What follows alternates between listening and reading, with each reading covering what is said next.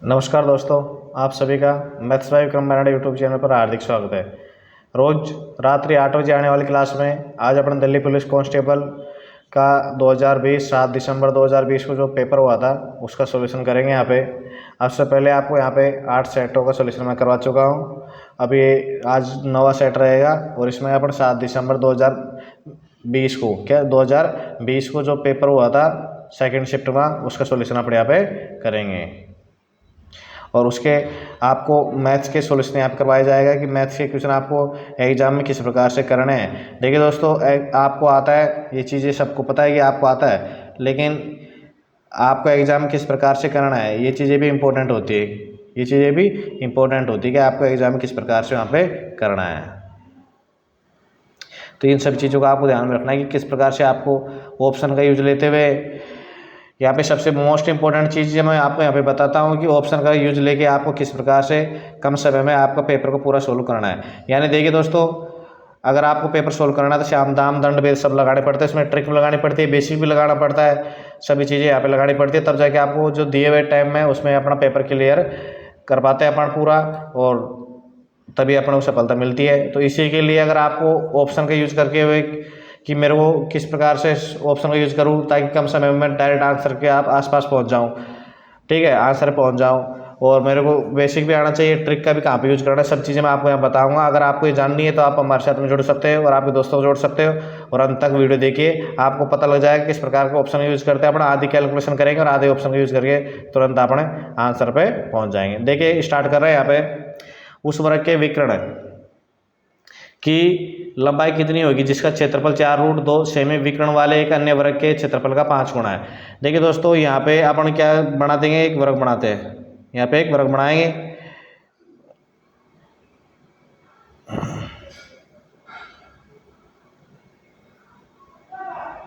एक वर्ग बना दिया अपन ने। अब बोल रहा हूँ उस वर्ग के विकर्ण की लंबाई कितनी होगी जिसका क्षेत्रफल 4√2 है। ये है, इसका क्षेत्रफल कितना है, 4√2 है। कितना क्षेत्रफल, क्षेत्रफल 4√2, ठीक है। अब देखिए दोस्तों, ये अभी यहाँ पे अगर इसका क्षेत्रफल 4√2 है, जिसका क्षेत्रफल ये क्या 4√2 विकर्ण है, क्षेत्रफल नहीं है। 4√2 क्या दिया हुआ है मेरे को, विकर्ण दिया है। 4√2 ये है विकर्ण जिसकी लंबाई यहाँ पे मैंने लिख दी। अब देखो यहाँ पे अगर ये भुजा ये है तो वर्ग की सभी भुजा समान होती है, ये दोनों भुजा ये हो जाएंगे तो ये √2a हो जाएगी। कितनी हो जाएगी, √2a। अब देखो यहाँ से अपन डायरेक्ट चलेंगे √2a, इसका मतलब ये √2a को अपन इसके बराबर रखेंगे तो a बराबर क्या प्राप्त हो जाएगा मेरे को, 4 प्राप्त हो जाएगा। a बराबर क्या प्राप्त हो जाएगा मेरे को, 4 प्राप्त हो जाएगा। यानी ए की वैल्यू कितनी आ जाएगी, इसकी भुजा 4 आ जाएगी, भुजा 4 आ जाएगी। अब 4 से बोल रहा है उस वर्ग के विकर्ण की लंबाई कितनी होगी जिसका क्षेत्रफल रूट वाले अन्य वर्ग के क्षेत्रफल का 5 गुना। अब इसका क्षेत्रफल मैं निकालूंगा तो कितना आ जाएगा, 16 आ जाएगा। अब इसका 5 गुना करूँगा, 16 का क्षेत्रफल क्या होता है, वर्ग का भुजा स्क्वायर होता है। इसका स्क्वायर किया मैंने 4 का, 16 आ गया मेरे पास में। अब इसको 5 गुना की बात करें तो 5 गुना कर दिया अपने, तो कितना हो जाए, 16 5 80 हो जाएंगे, 80 हो गए। के विकर्ण की लंबाई, अब ये जो 80 आया है क्षेत्रफल उसके अपन निकालनी है विकर्ण। अब देखो अपन, या तो आप डायरेक्ट रिलेशन याद रखो, अगर आप रिलेशन याद नहीं रखना चाहते यहाँ पे तो देखो यहाँ पर अपन देखेंगे √2a तो क्या होता है, विकर्ण होता है किसका, वर्ग का, और इसका जो क्षेत्रफल होता है वो क्या होता है, भुजा स्क्वायर, भुजा स्क्वायर हो गया, ठीक है। अब देखो भुजा स्क्वायर की वैल्यू मेरे को दी हुई कितनी है, 80 दी हुई है, 80 है। अब ये जब 80 दी हुई है तो a बराबर कितना हो जाएगा मेरे पास में, a बराबर हो जाएगा 4√5, क्या प्राप्त हो जाएगा, 4√5 प्राप्त हो जाएगा मेरे को, ठीक है। अभी अब यहाँ पे अपन विकर्ण निकालना √2 है, a की वैल्यू पता है मेरे को, 4√5 है, 4√5 किसी वैल्यू पर प्राप्त है a की, तो इसको √2 से और गुणा कर देगा अपन, तो क्या प्राप्त हो जाएगा, फाइनली रूप से मेरे को 4√10 प्राप्त हो जाएगा। तो आंसर क्या हो जाएगा अपना, 4√10 यहाँ पे आंसर हो जाएगा। Option number 2 is correct answer है। यहाँ पर आपको वर्ग के आयतन, ये वर्ग का क्षेत्रफल और जो विकर्ण है उसमें आप लोगों को रिलेशन निकालना और ध्यान रखना जरूरी है। देखिए नेक्स्ट क्वेश्चन दिया हुआ है यहाँ पे, एक योजना है उसमें 24,000 की धनराशि 8% प्रतिवर्ष की दर से 2 वर्ष के लिए साधारण ब्याज पर निवेशित की गई। योजना बी में 24,000 की धनराशि 5% प्रति वर्ष वार्षिक चक्रवृद्धि दर से 2 वर्ष के लिए निवेशित की गई। ए और बी के बीच जो ब्याज बनेगा उसका मेरे को निकालना है, अनुपात निकालना है ए और बी के बीच में। ये लो ए और ए भी हो गए। अब यहाँ पे कह रहे होते चॉइस राशि दोनों की क्या है, समान राशि है, राशि दोनों की क्या है, समान है। तो मैं देखो एग्जाम में आपको किस प्रकार से करना है, राशि में लिखूंगा नहीं, अनुपात की बात हो रही है, अनुपात में दोनों तरफ से कट जाता है, राशि लिखने से कोई फायदा नहीं है। अब साधारण ब्याज का सूत्र क्या होता है, मूलधन, तो मूलधन तो मैंने काट दिया, दर कितनी है यहाँ पे 8 हो गई, दर इंटू समय कितना आ गया यहाँ पे 2 आ गया, मूलधन इंटू दर इंटू समय बटा 100, ये आ जाता है, क्या आ जाता है, ये आ जाता है साधारण ब्याज। ठीक है। अब बात करें चक्रवर्ती की, अब यहाँ पे दर क्या है 5% दी हुई है। अब 2 साल के लिए क्या करेंगे, प्रतिशत को जोड़ देंगे और यहाँ पे 25 हो जाएगा, क्या हो जाएगा 5 × 5 करें तो क्या हो जाएगा 25/100 प्राप्त हो जाएगा। तो कुल मिला के फाइनल रूप से जो मेरे दर प्राप्त हो जाएगी, यहाँ पे 24,000 कट गया, 24,000 का कितना प्राप्त हो जाएगा 10.25, क्या 10.25, तो ये 10.25 मैंने यहाँ पे लिख लिया, बटा यहाँ पे भी 100 हो जाएगा। देखो 2 0 से 2 0 कट गए यहाँ पे डायरेक्ट। अब ये 10 में हटाऊंगा तो इधर 0 लग जाएंगे, तो कितने हो जाएंगे 1600, अनुपात 1025। ठीक है। अब इसमें भाग दूंगा 1025 में तो 41 बार जाएगा, इसको 4 बार जाए 16 64 64 अनुपात 41 यहाँ प्राप्त हो गया। अब देखिए नेक्स्ट दिया हो यहाँ पे, एक वितरक एक वस्तु को उसके अंकित मूल्य पर 20% की छूट देते हुए बेचता है और 24% लाभ प्राप्त करता है। यदि वस्तु का लागत मूल्य 10% बढ़ा दिया जाए तो उसी अंकित मूल्य पर उसे कितने प्रतिशत छूट देनी चाहिए ताकि उसे उसके लाभ का प्रतिशत क्या रहे, पूर्व जैसे रहे। लाभ का प्रतिशत मतलब 24% रहे। अब ये कोई वस्तु 100 रुपये की है, अंकित मूल्य पर छूट दे रहा है कितने की,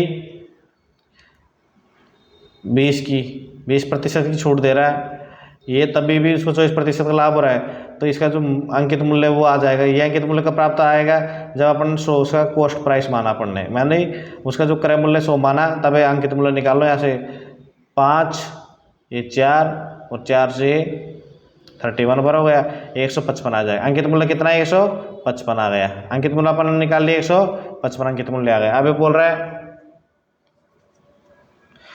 वस्तु का लागत मूल्य 10% बढ़ा दिया, कॉस्ट प्राइस होता, अब कितना कर दिया 10% बढ़ा के 110 हो गया, तो उसी अंकित मूल्य पर उसे कितने प्रतिशत छूट देनी चाहिए ताकि उसके लाभ का जो प्रतिशत है क्या रहना चाहिए, पूर्ववर्ती रहना चाहिए। अब देखिए दोस्तों, जब इसका लाभ का रहना चाहिए पूर्ववर्ती लाभ कितना 24% है, तो मैं सीधा 124 कर दूंगा यहाँ पे, 124 कर दूंगा यहाँ पे।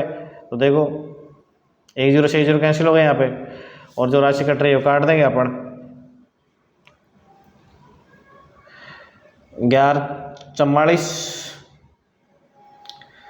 और 4 बच गए 26, 2 और ये 13, कितना प्राप्त होगा मेरे 136.4 प्राप्त हो रहे हैं। अब अंकित मूल्य कितना है 155 है, अब 136.4 प्राप्त हो रहे हैं, तो कितना कम प्राप्त, कितनी छूट दे रहा है भाई यहाँ पे 155 पे छूट दे रहा है वो यहाँ पे 155 पे छूट दे रहा है यहाँ पे। ये अपन क्या करेंगे 155 से इसको कर देंगे माइनस। अब जैसे अपन ने इसको माइनस करेंगे यहाँ पे तो प्राप्त हो जाएगा मेरे को 18.6 प्राप्त हो जाएगा। अब ये देखना कि 18.6 है ना, ये कि इसका कितना प्रतिशत है, 18.6 की छूट दी ना, अभी छूट का प्रतिशत ज्ञात करवा रहा है, तो 155 इंटू कर देंगे यहाँ पे 100। अब देखो 5 से काट देंगे अपने यहाँ पे 31 बच जाएगा, और 5 से ये हो जाएगा कितने बार 20 बार, 1 0 से कट जाएगा, तो मेरे ऊपर प्राप्त हो जाएगा 2 से, और यहाँ पे 7 372 प्राप्त होगा। अब देखिए दोस्तों, अब यहाँ से अपन इसका भाग देंगे 372 में 31 का, तो अपने को लगभग प्राप्त होगा कितना 12%, यानी उसने कितनी छूट दी, उसने 12% की उस पर छूट दी है। देखिए नेक्स्ट क्वेश्चन दिया हुआ है यहाँ पे कि नेक्स्ट क्वेश्चन दिया हुआ है कि 8/3 भाग 3/4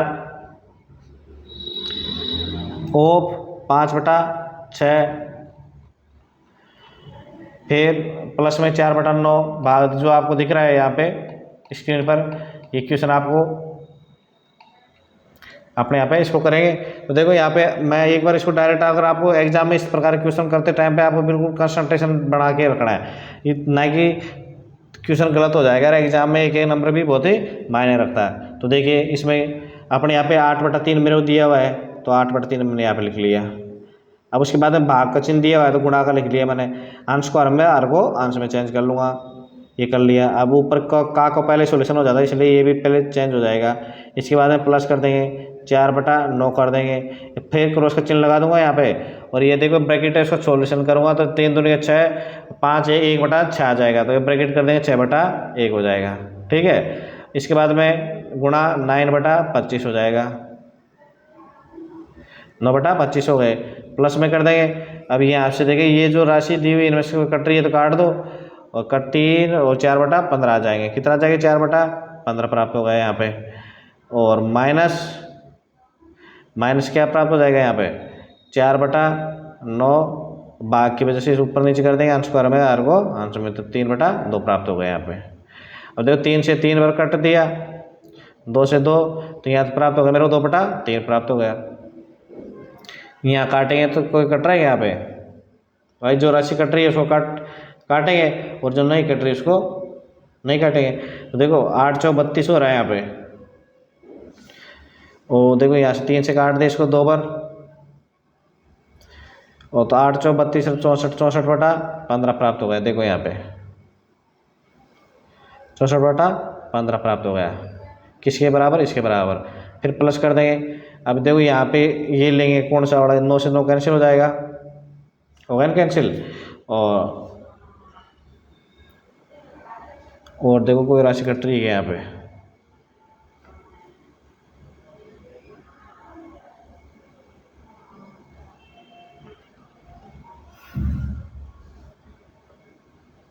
ये 6/10 आएगा। ये क्या है? 10 है यहाँ पे। और ये देखो यहाँ पे एक आप देखो ध्यान से, इसीलिए मैंने बोला था ये चीज़ें आपको विशेष ध्यान रखनी है यहाँ पे। यहाँ पे देखो इसको मैंने सोल्व किया तो 6/10 आ रहा था, लेकिन क्रो यहाँ पे क्या दिया? भाग का चिन्ह दिया। भाग का चिन्ह देने से अंश हर में और हर अंश में चेंज हो जाएगा यहाँ पे। तो देखिए यहाँ पे हो जाएगा, ऊपर 10 हो जाएगा और नीचे हो जाएगा क्या? ऊपर हो जाएगा 10 और नीचे हो जाएगा 6। अब देखो काट तो 9 से तो 9 कैंसिल हो गया था, ये 3 से अपन काटेंगे तो 2 से काटूंगा इसको मैं, 2 से 3 बार कट गया है, और ये 5 बार, 5 से ये 5 बार, तो नीचे ऊपर मेरे क्या इसमें वाले पद में क्या प्राप्त हो जाएगा? 4/15, 4/15 प्राप्त हो गया। अब इसके बाद मैं यहाँ पे जाऊँगा 4/15 प्लस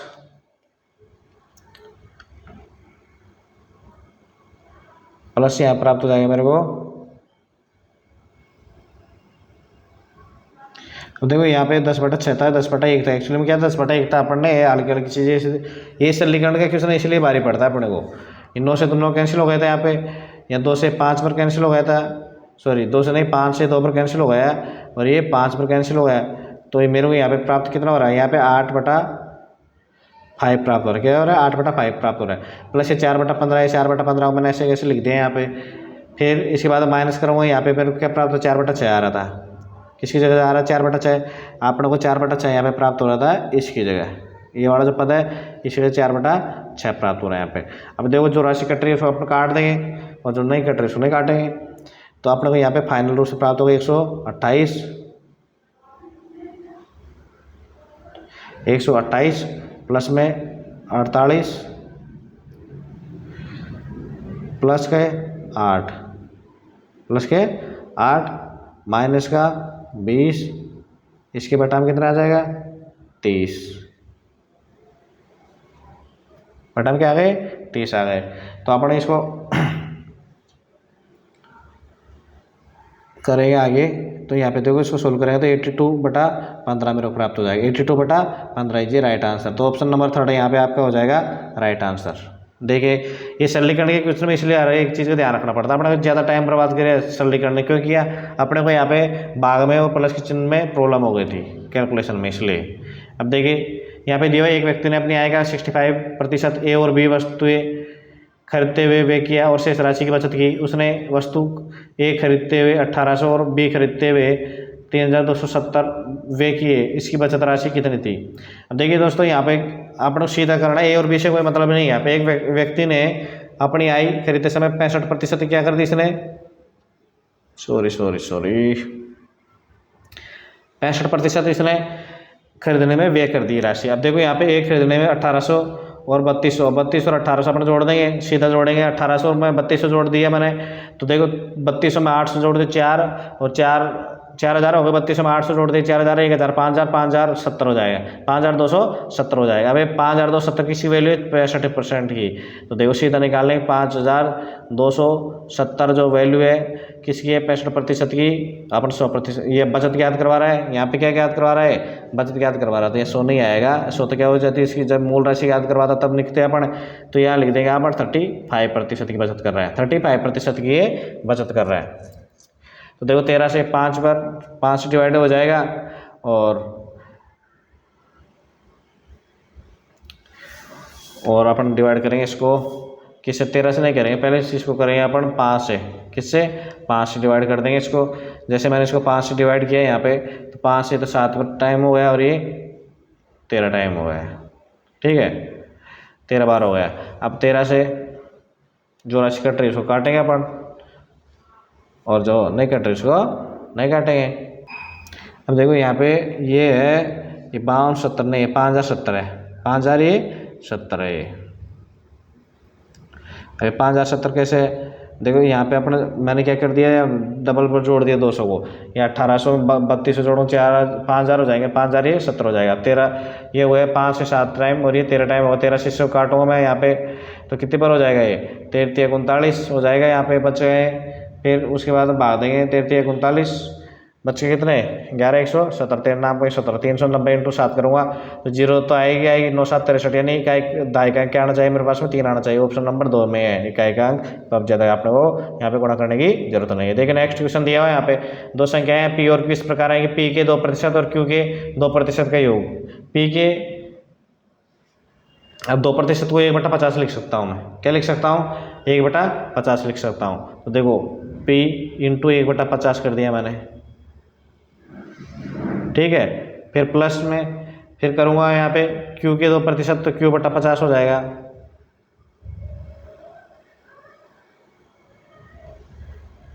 ये किसके बराबर है, ये P के 2% यानी P/50 और प्लस Q के 6% के बराबर है, तो ये हो जाएगा 3Q, क्या हो जाएगा 3Q/50।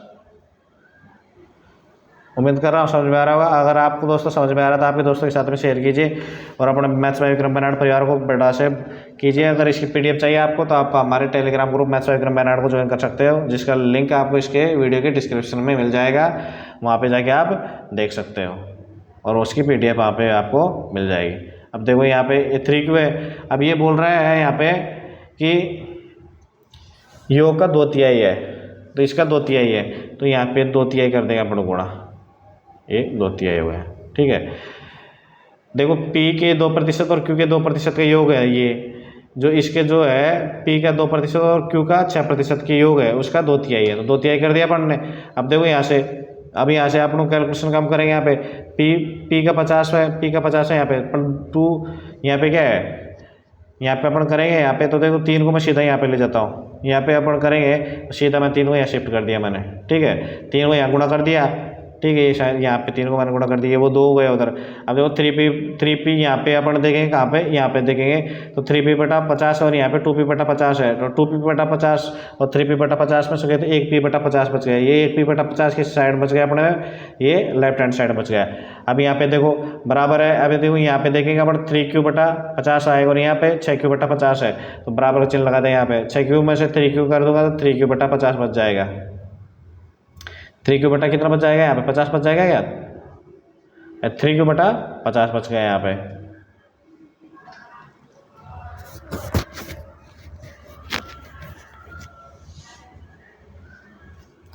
अब ये 3Q/50 बच गया, तो 50 से यहाँ पे सीधा क्या करेंगे अपन, कैंसिल कर देंगे 50 से 50, और जो P/जो Q है इसका अपना अनुपात निकाल लेंगे, कितना अनुपात आ जाएगा, 3:1 आ जाएगा।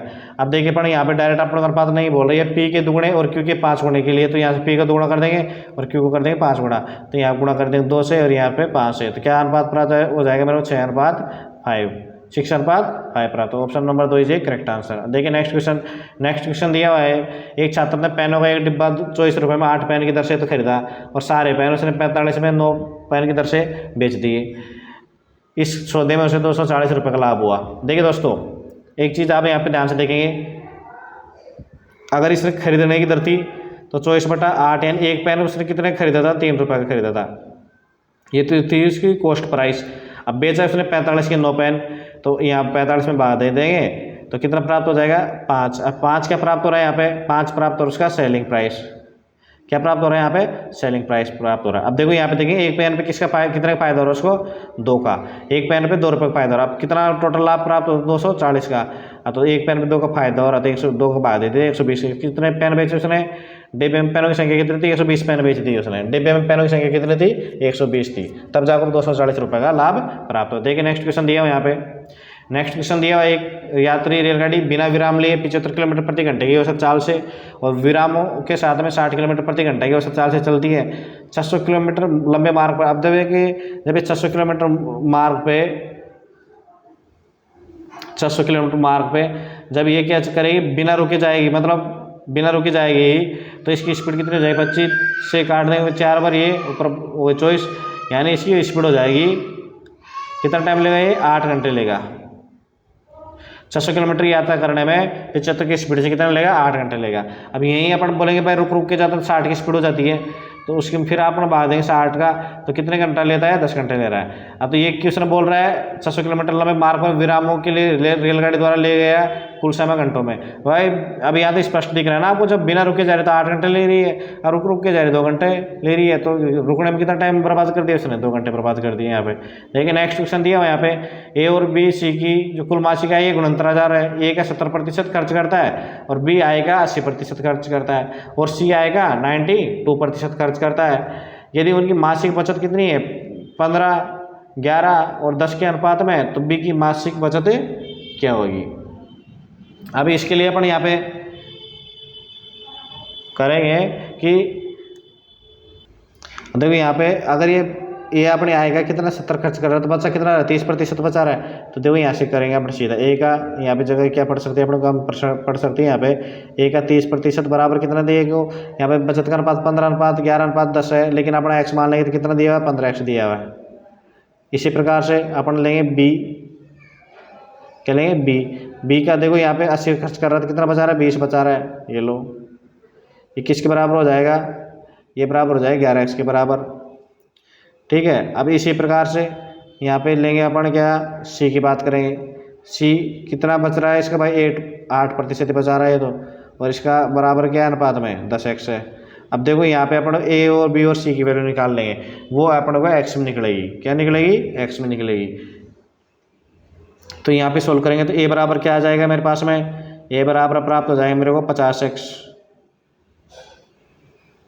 ए बराबर, ठीक है। और बी बराबर बात करेंगे अपन, तो बी बराबर मेरे को प्राप्त हो जाएगा 55x, और सी की बात करेंगे अपन तो सी बराबर क्या प्राप्त हो जाएगा मेरे को 125।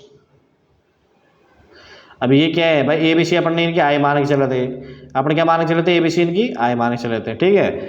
अब ये बोल रहा है कुल जो मासिक आय गुणंतर आधार है, इनकी गुणंतर आधार। अब एक अनुपात जोड़ देंगे अपना 50x, 55x और 125x को जैसे जोड़ेंगे तो कितना प्राप्त हो रहा है, 5 के 130, 50, 180 और 50 क्या है 230, क्या प्राप्त हो रहा है, 230 प्राप्त हो रहा है। अब बोल रहा है जब बी की जो मासिक बचत है, बी की मासिक बचत है कितनी है भाई, देखिए अब यहाँ से देखेंगे अपन भाई, मेरे को 230x का मान कितना दिया हुआ है, यहाँ पे गुणंतर आधार दिया हुआ है,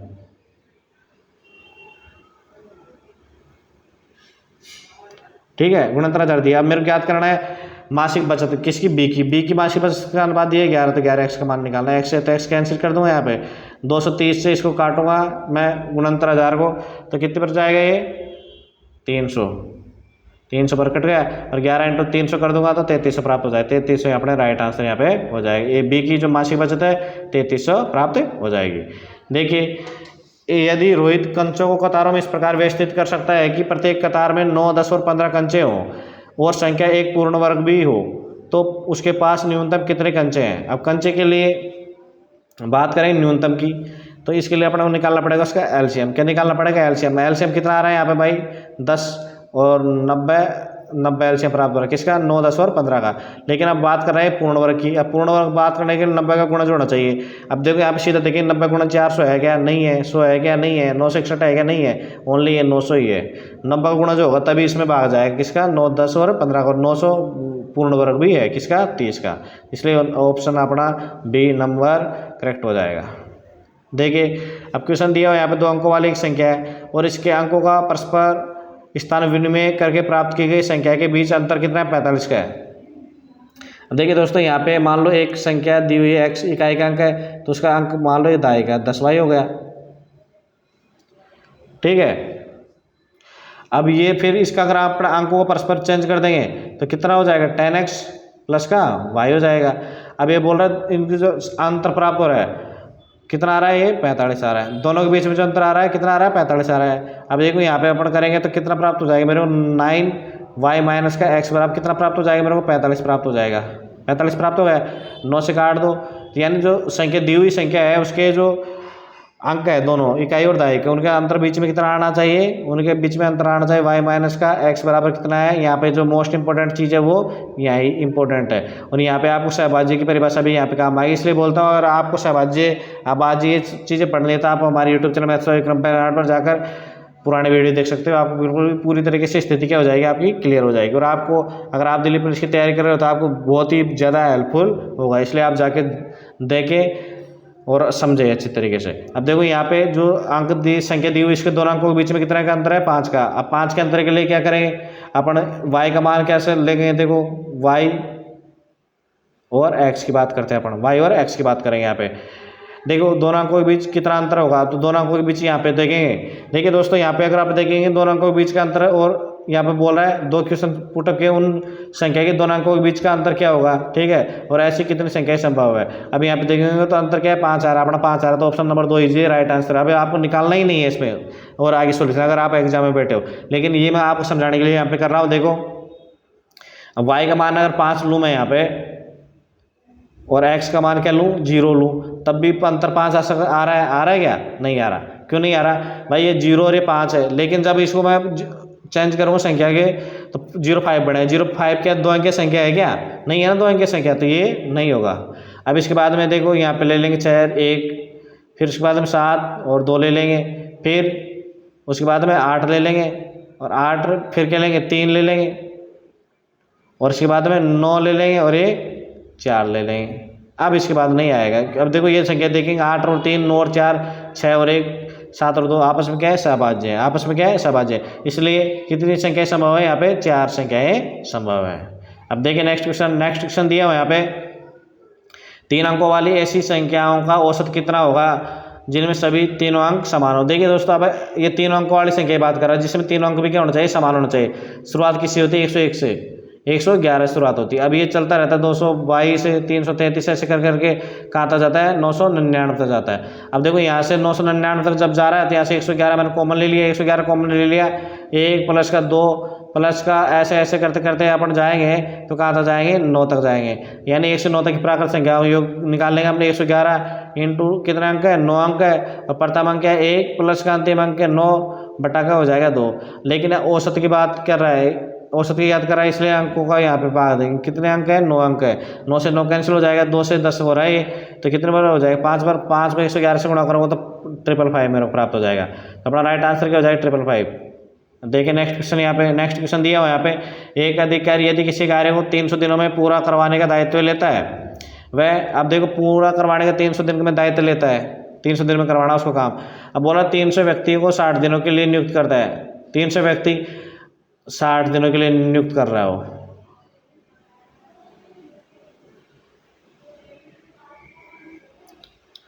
ये लो 300 व्यक्ति 60 दिनों में नियुक्त कर दिया उसने, और वो आधा भाई इतने दिनों में कितना काम कर रहे थे? आधा काम कर रहे हैं। मतलब कितना काम हो गया भाई उसका? अपना गुणा यहाँ से अपने विदेश से देखेंगे तो 18,000 काम हो गया। तो अपन को यहाँ से पता लग जाए पूरा काम कितना है? 36,000 है। पूरा काम क्या है? 36,000 है, ठीक है। और काम पूरा कितने दिनों में करना है? काम पूरा करना 300 दिनों में। अब 300 दिनों में से 60 दिन तो ये काम ले लिया इसने। अब बात करें उसके बाद बोल रहा है इसके बाद वह व्यक्तियों की संख्या कम कर देता है। कम करके कितना कर देता 100 कर देता, ये अल्लाह 100 हो गया। अब जो 120 दिनों तक कार्य करते, 120 दिनों तक काम कर लिया, कितना हो गया भाई, उसके बाद में ये हो गया अपने पास में 12,000 काम और हो गए। क्यों, टोटल काम कितना हो गया, 30,000 हो गया। अब देखो यहाँ पे दिनों की संख्या 120 और हो गई, 180 दिन हो गए। अब बोल रहा 20 दिनों का अवकाश कर लेता है, नहीं 20 दिन और जोड़ दे 180 में, 180 में अपन 20 दिन और जोड़ दे तो टोटल कितना प्राप्त हो जाएगा मेरे को, 200। अब बच गए उसके पास में कितने, 100। भाई दिन कितना बच गया, 300 दिन में पूरा करवाना है ना उसको, तो दिन कितने बच गए उसके पास में, 100 दिन बच गए। अब देखिए दोस्तों, जब 100 दिन में, अब यहाँ पे अपन काम देखें तो 18,000 काम तो हो गया और 12,000 एक हो, 30,000 काम हो गया। काम कितना बच गया मेरे पास में, 6,000 काम बच गया। अब 100 दिन में 6,000 काम करवाने के लिए मान लो एक्स व्यक्ति हैं, शेष अवधि के लिए कितने व्यक्ति नियुक्त किए जाने चाहिए, 2 0 से 2 0 काट दो तो जो शेष अवधि है तो एक्स की वैल्यू कितनी प्राप्त होगी, यहाँ पे 60 प्राप्त होगी।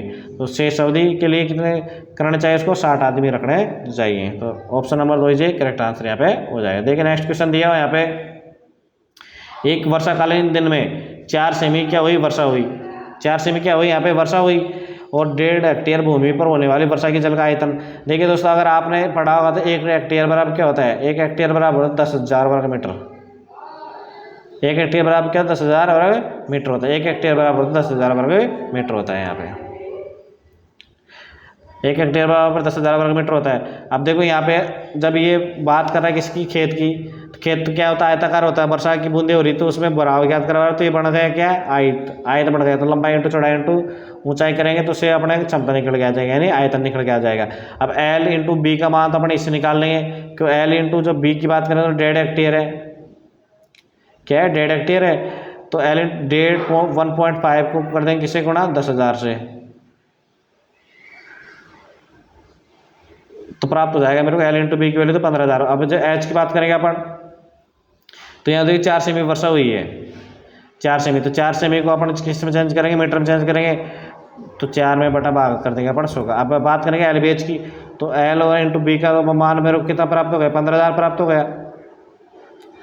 कितना प्राप्त हो गया, 15,000 प्राप्त हो गया। अब इंटू कर दूंगा मैं 4 बटा में क्या कर दिया यहाँ पे 100, 2 0 से 2 0 कैंसिल कर दो और यहाँ पर 1.5 से इंटू 4 करूँगा तो क्या प्राप्त हो गया मेरे 600। तो कितना घन सेमी वर्षा हुई यहाँ पे, 600। यहाँ पे घन सेमी में नहीं होगा, किस में, मीटर में, किस में निकालना है, ये घन मीटर में, ठीक है। यहाँ पे घन सेमी नहीं, घन मीटर है। देखिए नेक्स्ट क्वेश्चन दिया है यहाँ पे, एक व्यक्ति ने 50,000 की धनराशि का कुछ भाग तो 15% वार्षिक और शेष भाग 18% वार्षिक साधारण ब्याज पर निवेशित किया। 2 वर्ष के समाप्त होने के बाद में कुल प्राप्त ब्याज कितना, 16,800 है। 15% वार्षिक धनराशि और 16 और 18% जो वार्षिक धनराशि है उसके बीच में क्या ज्ञात करवा रहा है, अनुपात ज्ञात करवा रहा है, उसके बीच में ये अनुपात ज्ञात करवा रहा है। तो देखिए अब इस क्वेश्चन में सर्वप्रथम निकालूंगा 16,800, क्या निकालूंगा, जो 16,800 है वो 50,000 का कितना प्रतिशत है, ये निकाल लो। अब देखो निकालेंगे अपने यहाँ पे 2 0 से 2 0 कैंसिल हो गई, 2 0 से 2 0 कैंसिल हो गई,